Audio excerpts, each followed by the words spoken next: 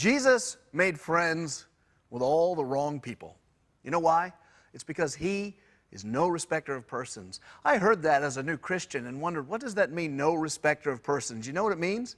It means God views everyone by his own standard, his own righteous standard. He doesn't see a rich guy and get impressed or a poor man and be discouraged. He looks at everyone and he can weigh them from the heart. But that also meant Jesus got into trouble because he would often have the wrong friends. And in our text today, Luke chapter 15, verse 1 to 6, we see Jesus getting in trouble for hanging out with the wrong people. So let's read. Luke chapter 15, 1 to 6. Now the tax collectors and sinners were drawing near to him. And the Pharisees and scribes, they grumbled, saying, "This man receives sinners and eats with them." Look, a person's friends reflect on him. Who you are is who you hang out with. At least that's the way the rule's supposed to be. Now, Jesus is supposed to be a holy man, a rabbi, a teacher. But who are his friends? All the guys at the bar with the chicken wings. He's hanging out at the bar with the chicken wings, with drunkards and loose women. And the Bible says he receives sinners and eats with them. That's two things. By receiving it, it's the way you would treat a friend. Hey, you're my buddy, come here. And he eats with them. That's what you do with people you like. And the Pharisees are like, yo, you cannot do that if you're a holy man. Holy people hang out with holy people.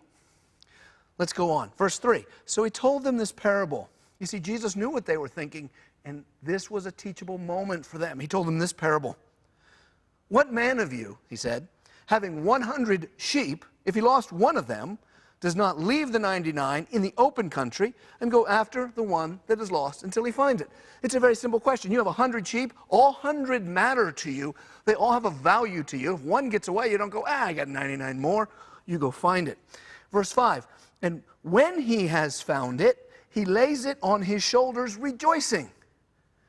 And when he comes home, get this, he calls together his friends and his neighbors, saying to them, rejoice with me, for I found my sheep that was lost. Okay, what's the main point of this parable? If you've been a Christian a while, you've heard it many times. And we may be tempted to think, well, the main point is that Jesus comes and finds lost sheep. That is a great and beautiful truth here. We're the lost sheep. He comes, he finds us. That's wonderful. But you know what? The main focus is somewhere else. The main focus is on the emotions of the shepherd. It's not just that he finds the sheep, but notice how much time Jesus gives to saying what happens after he finds the sheep. He gets happy. He puts it on his shoulders. It says he's rejoicing, and he comes and calls his friends together. He throws a party. The shepherd, look, when you get saved, you might think, well, Jesus had to save me because I prayed the prayer and he stuck with me.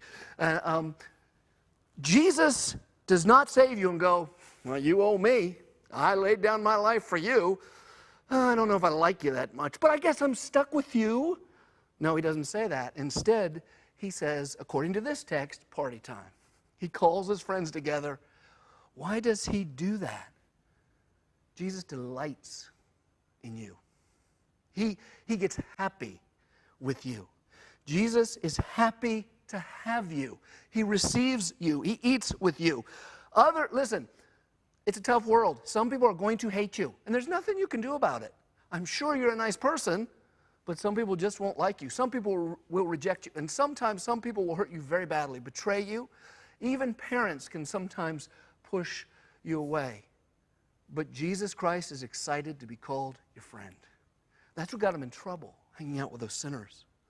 So what are some implications for us today? One is, in your life, ask yourself, and I'll ask myself, are we like Jesus? Do we celebrate those around us? We're surrounded by people. Do we just look at their faults? Or worse, do we just look at our own lives and think about our problems and stare at our navels and just think about nothing but our own sanctification and never realize that we're surrounded by treasures? Human beings, and if they're Christians, people who forever will be in glory with, and if they're not, they're still made in the image of God. Do you celebrate the people around you like Jesus celebrated the people around him? Second implication for today is, are you loving left out people? What we shouldn't miss here is that everyone matters. Every person's important. Jesus didn't overlook people that other people look down on? Do you? Are there people in your world who are left out? Are you paying attention to them? Let's be like Jesus today. Let's celebrate those we know and love and look out for those who others are not looking out for at all. Hey, I'll see you tomorrow on the Word for Today.